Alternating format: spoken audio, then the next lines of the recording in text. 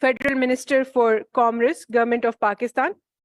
Dr. Ishrat Hussain, former advisor to the Prime Minister on institutional reforms and austerity. Our Chairperson, Board of Governors, Ambassador Shafkat Kaka Khel. Thank you for joining us. I'd like to ask Dr. Abid Suleri, Executive Director, Sustainable Development Policy Institute, for his welcome remarks and a roundup of the 25th SDC.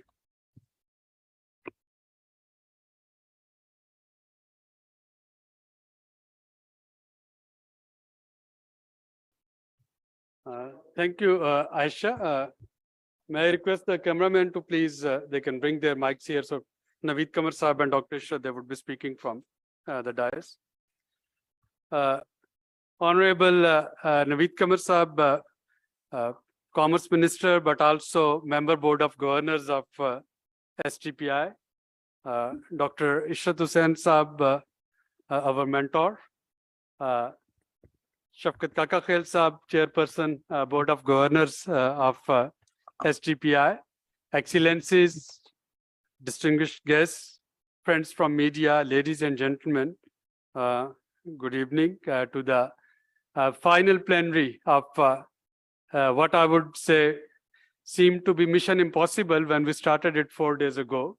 The Silver Jubilee Annual Conference of STPI that piggyback with UNESCAP's 6th South Asia and West Asia Sustainable Development Forum. Now, during the last 4 days, as I said, this is the final plenary of it, we had around 38 consecutive panels. 38 consecutive panels and 11 plenaries discussing the topic sustainable development in unusual times, building forward better. Unusual times, we were discussing COVID, we were discussing a conflict in Ukraine, and we were discussing climate change.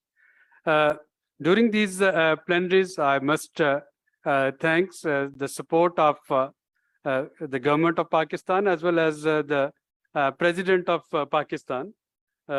Almost all the key ministers which are relevant to sustainable, whose ministries are relevant to sustainable development, they were here in the panels or plenaries. Vakar, I hope, would be providing their name in the vote of thanks.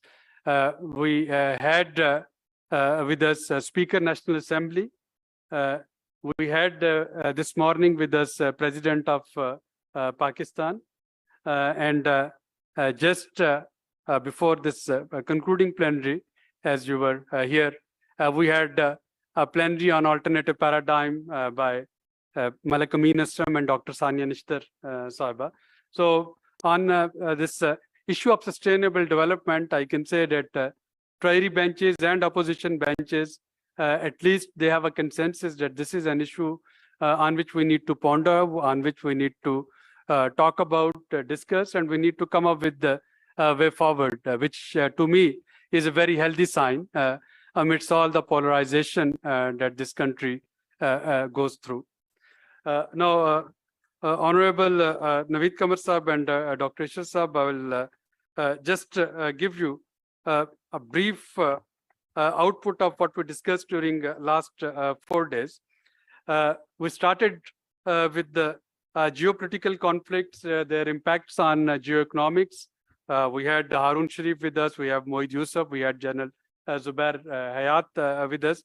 And one thing that we could extract from that panel, that we need to reposition our stance on geoeconomics and geopolitics and put greater emphasis on regional connectivity through planned development partnership. And second, it was all about clean energy transition.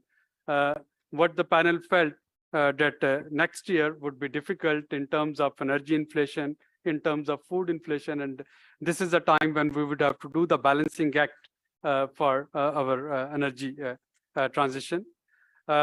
We also had, as part of UNESCAP Sustainable Development Goals, a review of progress of countries in South Asia and Southwest Asia on SDGs. For that, we were joined by Undersecretary General of United Nations, Dr. Armida Alice Jahanbana, and we had Deputy Finance Minister from Sri Lanka, Deputy Planning Minister from Maldives, and Deputy Chairman Planning from Nepal. And again, what one found out that in most of these South and West Asian countries, the progress on sustainable development goals, especially on reducing poverty, on this food insecurity, on energy transition, on water, during the 3 years of COVID and conflict, the combined impact, countries, they are lagging behind the progress that they have committed. And the silver lining in it, that the three crises, they have somehow brought back the agenda of social sector development back on the radar of policymakers. So now, after COVID, no country can afford to ignore the public health policy, infrastructure, and health policy. After conflict-led inflation, no country can ignore social protection. And after the climate change that Pakistan is a first-hand witness, no country can ignore the need for bringing our house in order and bringing a resilient climate change policy and implementing it. We also discussed, can national trade policies help mitigating the climate challenge? And we realized that while Pakistan is an energy-dependent economy in the world, in order to reduce our dependence on energy, technological innovation, they need to be made to move toward renewable energies instead of using conventional energy. So on energy trade, it was very clear that the era of trading in conventional energy, economies like Pakistan, they would not be able to afford it. As in Europe, one can see a major shift that they are trying to reduce their dependency from Russia energy. In countries like Pakistan, we need to make this transition so that we can have access to cheap, affordable, and accessible energy. And another point, Honorable Commerce Minister, that came from this discussion, that there is a need to improve coordination between the federal ministries, provincial and local government to plan and implement the policies effectively to mitigate climate change challenge through trade. So what one found out, that while there are planned trade policies and there are plans at federal level, translating those plans at provincial level, that is of utmost importance, that how one can have some sort of policy integration. We also discussed the role of central banking for inclusive development, and Ishrat Saab, as former governor State Bank, one of the message that came was that monetary policy has heterogeneous effect on different segment of society. So the paradigm that one can control inflation and many of the woes that economy is facing today through a tight monetary policy, perhaps we need to revisit and rethink of it. The tight monetary policy can certainly support the domestic currency vis-a-vis dollars, but controlling inflation through tight monetary policy, the jury was not out, and we had a divided opinion on it. We also discussed strengthening climate diplomacy. One of the hallmark of our climate change negotiators, that Pakistan, as the chair of G77 plus China, was able to get a loss and damage deal concluded in COP27. And Naveed Qamar Saab was also present at COP27, and so is Shafkat Kaka Khail. So both of them, they can vouch for the great toil and effort put by Pakistan's delegation for the loss and damage control measure. But in the final, the second last plenary, Malak Amin Aslam was quite right to say that just playing a victim card would not help. It hasn't helped any country. So on climate change, we also need to think of carbon financing, making carbon use of carbon bonds, and getting this innovation climate financing through our, as we did with mangrove restoration, with the Indus basin restoration, and with 10 billion tree plantation. Then we had the progress on VNR's, Voluntary National Review on Sustainable Development Goal. One thing that kept coming in all the panel, that whether it is climate change, whether it is SDGs, nothing can be achieved unless and until there is financing behind it. And in order to get financing, two recommendations, they came clear from most of the panel. One, when we are talking of financing, we are not talking of charity or donation. We are talking of accessible finance.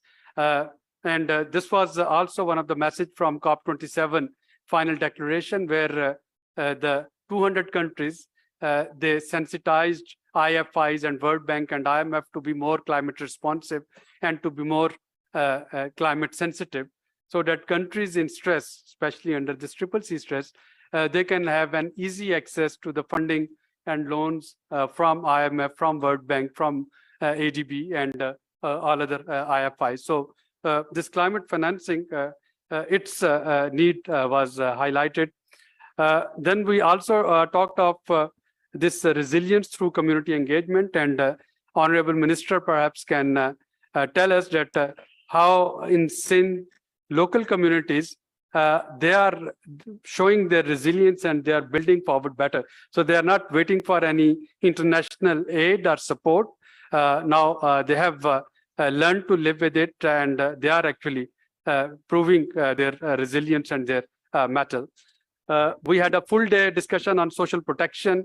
Madam Shazia Murray, she was kind to be part of our discussions, and one of the things that came there was about safety nets, that they are necessary, and we need to somehow link them with climate insurance. We need to link them with new finances that are coming, adaptive social protection, what is called there.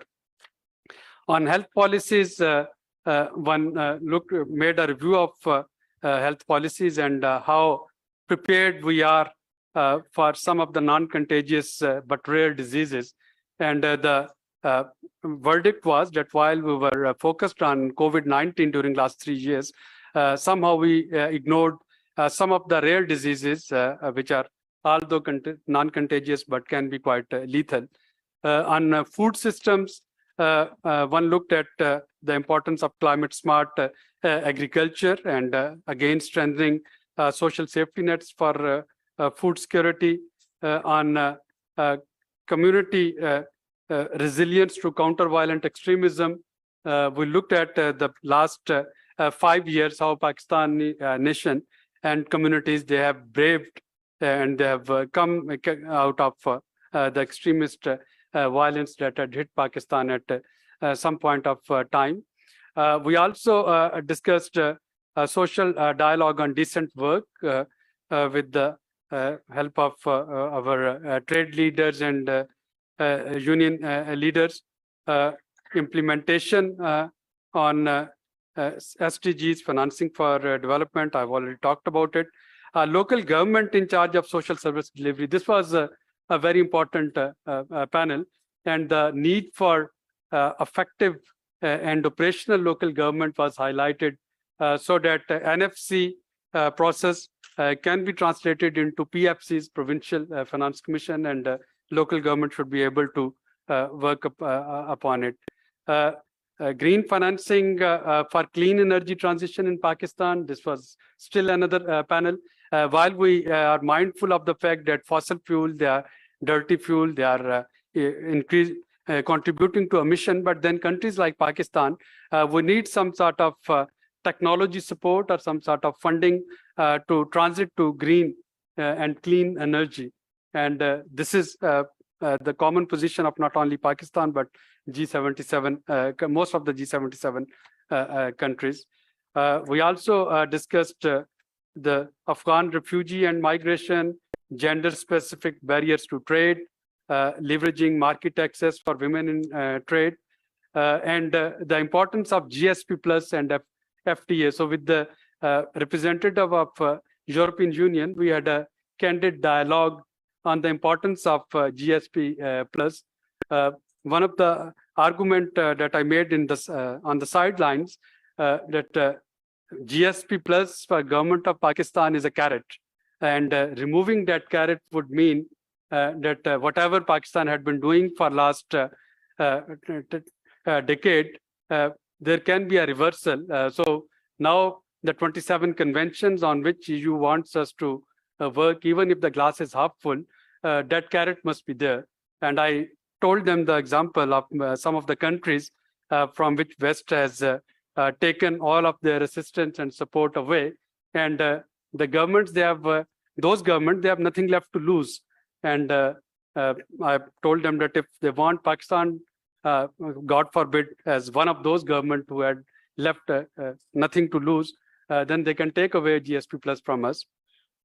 And finally, there was a panel on impact of tobacco on environmental, climatic, and ecological degradation, especially the battery-heated tobacco products, e-cigarettes, and vapes, which are easily available to teenagers today.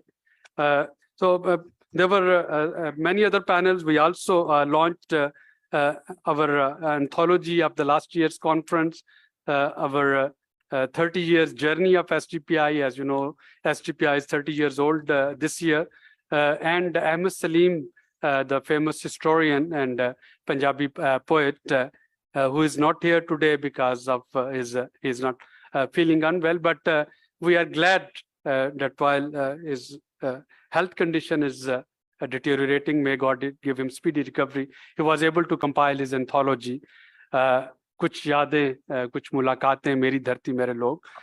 So this was a brief crux of last 4 days proceeding. I'm sorry I took slightly longish time, but in order to cover all these panels, I had to actually require these minutes. Thank you very much, ladies and gentlemen, for your attention.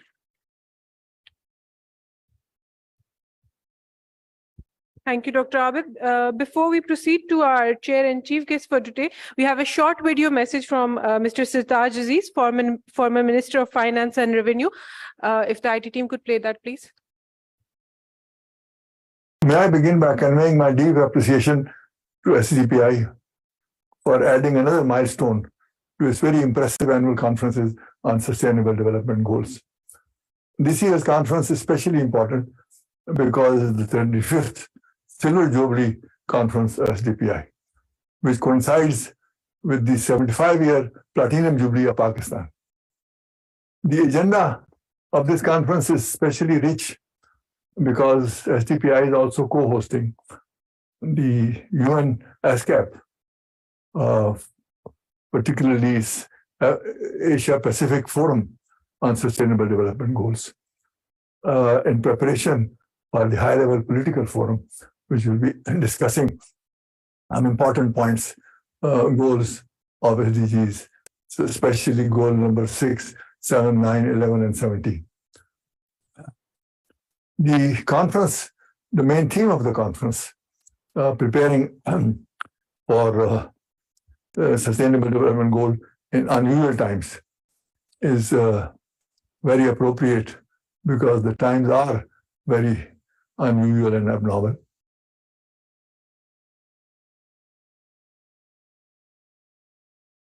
And with this short and a heartfelt message from Mr. Sirtaj Aziz, I request our chief guest for today, Dr. Ishrat Hussain, former advisor to the Prime Minister on institutional reforms and austerity, to take the stage. If I can request all those whose mobile phones are on to please keep them on silent. Bismillah ar-Rahman ar-Rahim. Sayyid Naveed Qamar, Minister for Commerce, Mr. Shafqat Kaka Khail, Dr. Abid Suleri, Excellencies, distinguished ladies and gentlemen. First of all, let me say that I have caught a bug. I was in Lahore, so I have a cold and cough. So if I interrupt my speech, please forgive me for that. Let me begin by thanking Abid and Waqar for again providing me this opportunity to share this forum with you. I've been coming to this conference, and I must say that every time I come here, I learn a lot, because this conference is becoming a pace setter for exchange of ideas and new ways of thinking about the future. What I would like to do today, because everybody asked me, oh, we are in such a big crisis, what is our future? Because I see very many young men and women, and they're not so much interested in what is happening in the present situation, but they're more looking forward to when they grow up and they enter the labor force and they become, adolescent as to what the future is going to be. And the think tanks have to play that role, that while we are in crisis, we have political, economic crisis and all kind of erosion of confidence, we have to look forward to the future. And that is what I want to do, which may not be very much palatable to some of you, because they are very much interested कि foreign exchange reserves कम हो गए हैं, हमें इतने पैसे देने हैं अभी इतने लोगों को, ये कहाँ से आएंगे? I mean, these you hear every day in the talk shows and everything. So I will be pardoned if I do not indulge in that, because I want to talk to the younger people for the future. Let me begin by saying that one of the problems which we had faced as economists and environmentalists was this tussle. The environmentalists were of the view that, look, you have to have a degrowth strategy. You cannot maintain these standards of living because that will accelerate the process of the carbon dioxide emissions and affect the whole climate change agenda. And the economists used to say that the developed countries have reached that stage by very liberal use of the fossil fuels. And now you're saying the developing countries should suppress their growth rates and should remain in poverty, because growth is a powerful engine for poverty alleviation. And we saw that in the 1990s, there were 2 billion people below the poverty line. By 2015, when we had the Millennium Development Goals, the growth rates were so high in developing countries, particularly in China, that we were able to reduce the number of the poor from 2 billion to 815 million, a remarkable achievement. So the question the economists were saying that, sorry, this is not something we are prepared to do.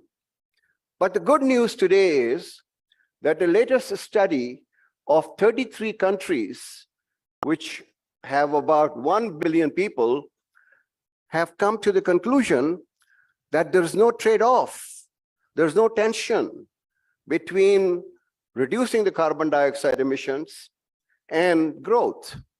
From 2010 to 2020, 33 countries have registered very impressive growth rates, but they have also reduced the carbon dioxide emissions.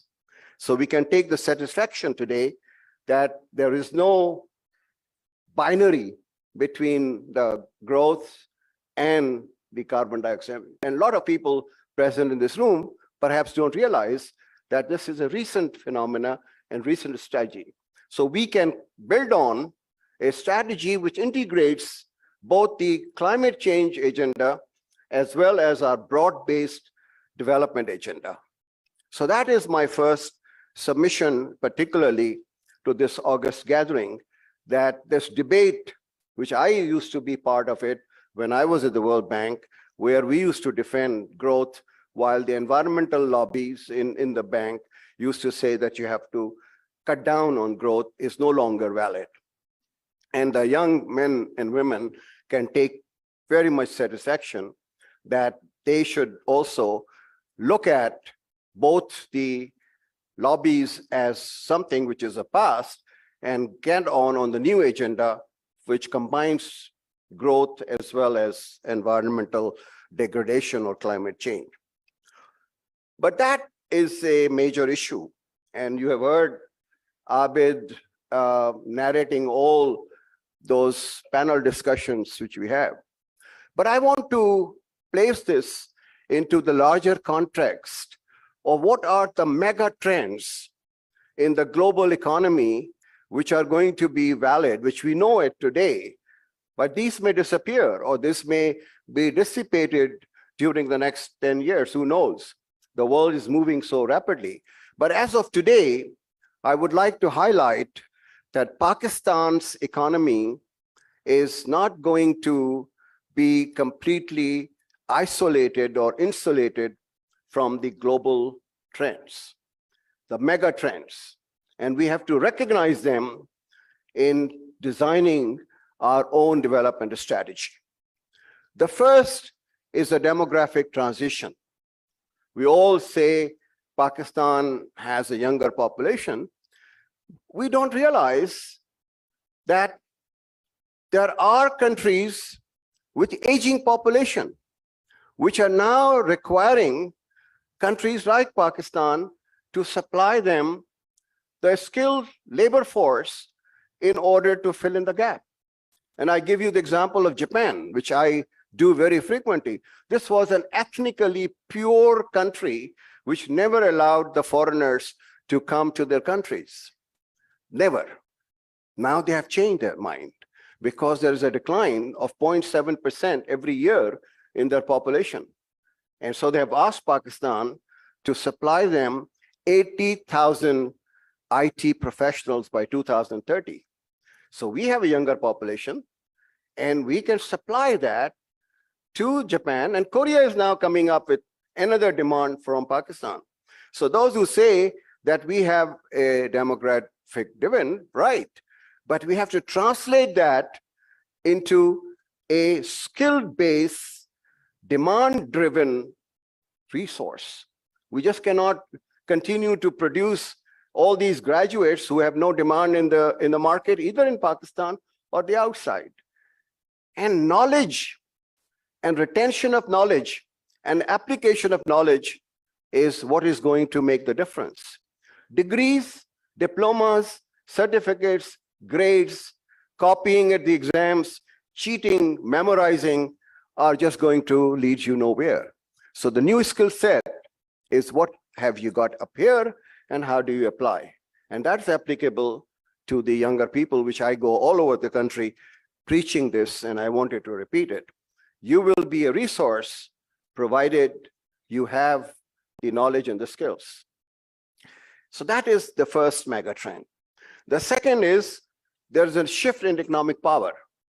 There used to be, after the Soviet collapse, only one power, which was the United States. But China, just in 30 years, has now become the world's largest exporting nation, with 15% share in the world markets, and is now the second largest, economy after the US. And all projections show that in next 2 or 3 years, China is going to become the largest economy in the world. Now we are very fortunate that China is a great friend of ours from Mao Zedong's time. Pakistani governments have come and gone. Chinese governments have come and gone. But there's a permanence in Pakistan-Chinese relationship, and we haven't taken advantage of that. Of course, CPEC has been something which we should all very much celebrate, but look, if we just can get 1% of the Chinese market for Pakistani exports, we would be doubling our exports from 30 billion to 60 billion. That means that even at this import level, you will have current account, which is surplus. So we are not realizing that the balance of economic power is shifting, and we are not taking advantage of that. My third one is on the speed of technology. Now, technology is not only, ICT tools. ICT tools are not only for marginal efficiency, but they are to improve the productivity of the real sectors. Now, Mr. Naveed Kamar is a, agriculturist. Today, we have drones with sensors which can go to the fields and tell you as to what kind of micronutrients are needed, what the soil conditions are to give you the fertilizer as to how much dosage, what kind of water you should give, because right now we flood the water, which is a waste. And that is what we should try to do. We should try to use the technology not only for digitalization of all our transactions, but use it for the real sectors, for industry, and for agriculture. And that is where we will take off. The fourth one is the climate change. And I have spoken about climate change, that right now, the climate change is going to have three different kind of impacts. One is that we have energy, food, and water shortage. And if we do not change this agenda by conserving our water, by coming up with drought-resistant, pest-resistant, new yield varieties of our major crops, and if we do not have new technological developments in our agriculture, by 2050, we will have 350 million people, and our cropping area will be declining because of the floods, droughts, and the torrential rains. So we have an agenda which is very demanding. And that's why all the planning and all the documents on the strategy should now aim at looking at 2050 as to how we can meet the demands of these 350 million people, but at the same time, we can dampen the impact of the shortages of water, energy, and food, which is going to be a major problem. The fifth one is the financial integration. Now, the US today controls the international markets. The US interest rates goes up, the policy rate goes up. All the money is withdrawn from the developing countries towards the US. US dollar appreciates, the hit comes on the developing countries. While I'm all a believer in the financial integration, but the nature of financial integration which Pakistan requires today is a foreign direct investment in our productive sectors, in our exports, not portfolio investment. And what does it mean? That it brings new technology, it brings new markets, it brings new managerial practices, and it brings new ideas which we haven't, just practiced in Pakistan. So that's a flow of ideas, flow of technology. So financial integration for Pakistan's sake.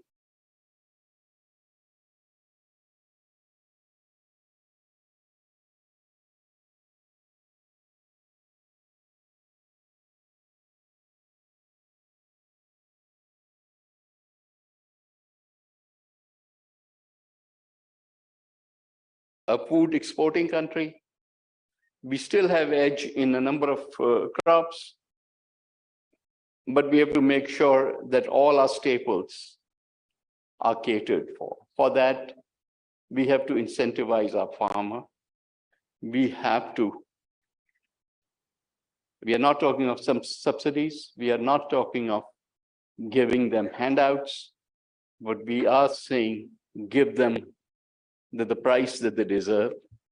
Give them the price that you are willing to pay farmers from all over the world, and they will perform miracles. They have done so in the past, and they will continue to do so. but be fair to them. Then, of course, information technology. I think we have got a huge untapped resource there. Some of the numbers that we see today are not really truly reflective of what we are already doing, because a lot of those things are not captured in the numbers that you see coming to the State Bank or coming here. We have to shift our policy to make sure that all the exports that go from here in the IT sector, in the digital economy, in the e-commerce are all shown in our figures. And you will see that that number is already quite much larger than what you see in the figures. But we have to go beyond that, because that's the future. The first two items are for our own survival. The last item is for our growth for the future. So,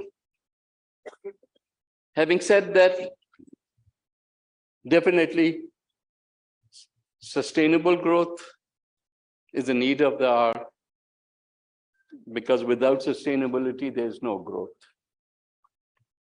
And it has to be self-reliant. It has to be homegrown. It has to be based on our own history and our own geography. And it has to rely on our own people's skills and abilities, which they have never failed historically. It's only our policies that keep failing them, because of which we find ourselves in these disasters.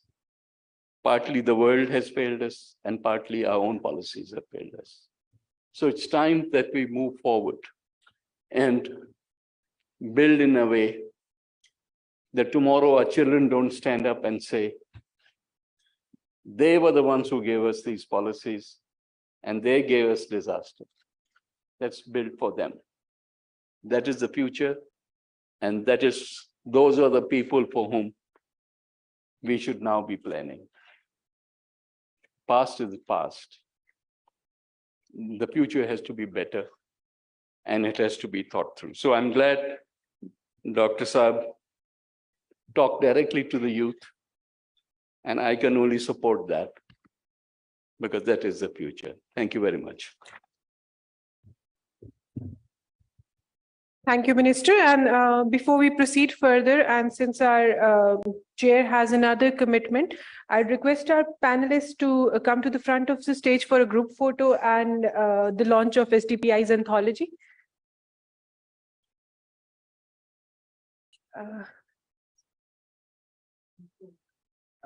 Ji, sir.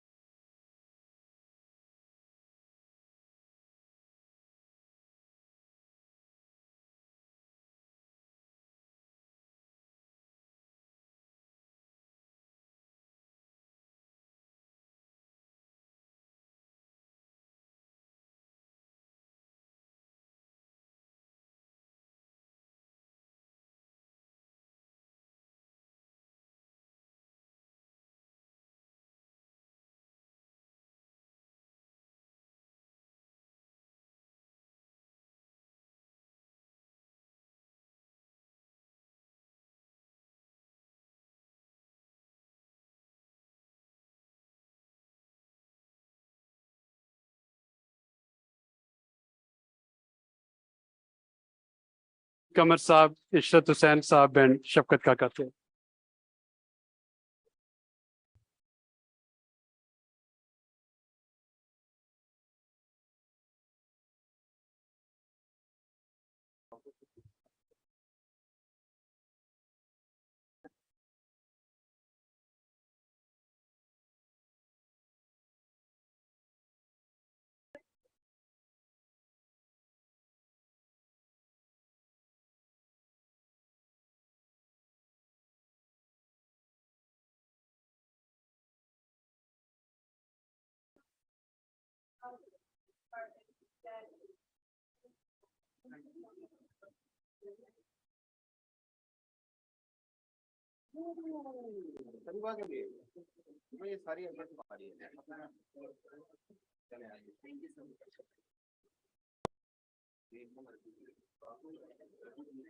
And now I'd request Dr. Waqar Ahmed, Joint Executive Director, SDPI, for thank you note to the partners of SDPI for STC.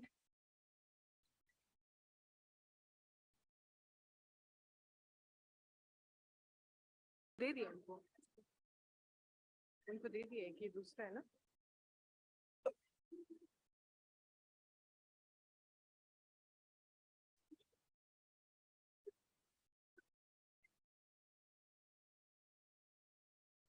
Thank you, Aisha. And Dr. Suleri has been kind to invite me to pay special thanks to the partners and the sponsors of this meeting.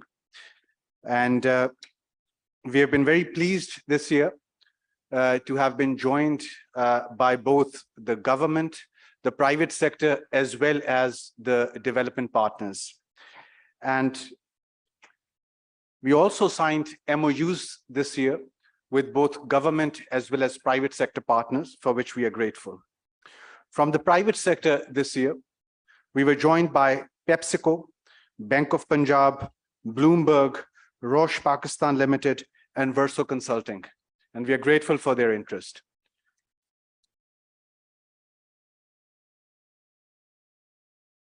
From the government side, Ministry of Planning, Development and Special Initiatives, Ministry of Climate Change, National Assembly of Pakistan, and Ministry of Foreign Affairs made this event possible, and we are really grateful to them. From the development partners, we are happy to see that many of them were able to join in person, for which we are grateful to GIZ, IDRC, European Union, UNESCAP, World Food Programme, World Bank, Creative Learning, ILO, Pakistan Humanitarian Forum, FNF, Friedrich Neumann Foundation for Freedom, University of Salford, Friedrich Ebert Stiftung, FES, Palladium Pakistan, Heinrich Boll Foundation, Climate Action Network South Asia, CANSA. We're very grateful to them. And of course, at a personal level, I'm grateful to Dr. Ishrat Hussain for joining us. From the government side, the SDG Secretariat at the Planning Commission also provided great help to us. I'm also grateful to the universities and the academia who came forward, and we had very active participation of grad and undergrad students as well as the influencers who came forward this year with their, of course, time and all the energies which they spent with us, as well as on the social media. Just to end, I also believe, and I say this every year, that this interest of both government and non-government partners is certainly an endorsement, a validation of their trust in STPI's leadership, for which I'm grateful to the board chair, Ambassador Shafkat Kaka Khail, and the executive director, Dr. Abid Suleri. Thank you very much.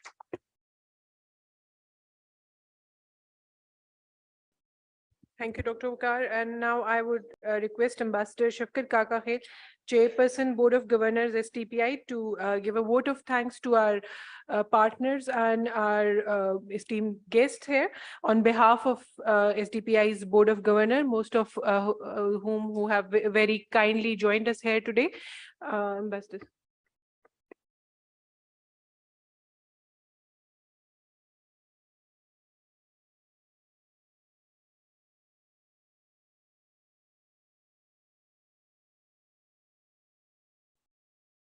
Dr. Ishrat Hussain Sahib, Abid Suleri,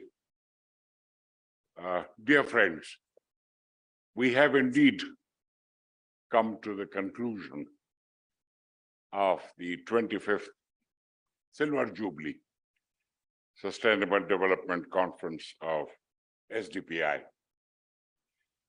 This was an unprecedented event. It was the longest SDC. It had the richest agenda, comprising dozens of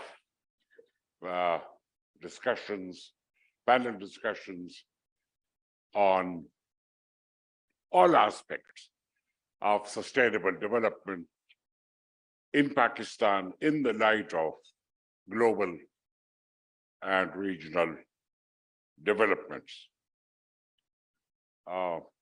Most of the panel discussions related to the multifaceted challenges of climate change, which has indeed become the defining challenge of humankind, and especially threatens the developing world, which did not contribute to creating the problem, but has become and is likely to remain the major victim of the impacts of climate change.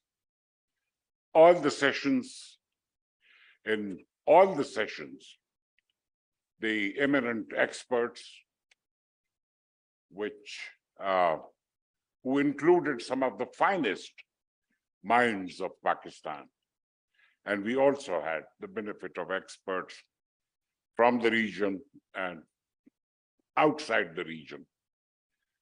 All of them made suggestions and came up with ideas. And I hope that those ideas will be found useful by our government, the ministries of the federal and provincial, at the provincial levels, non-state stakeholders, particularly the business community and civil society, as well as Pakistan's external partners, including the multilateral agencies within and outside the United Nations system. It was by all standards a highly successful SDC. The credit for this highly successful event goes to Team SDPI, led by Dr. Abid Suleri and ably supported and assisted by Dr. Bakar Ahmad and Sajid Amin, and all the staff members. But the bulk of the work was done by Team SDC, headed by Uzma Haroon, and comprising an incredible bunch of indefatigable women, Imrana, Tayyaba, and I'm sure quite a few men. But this team worked like crazy for more than 4 or 5 months to prepare this densest, richest SDC ever in the history of SDPI.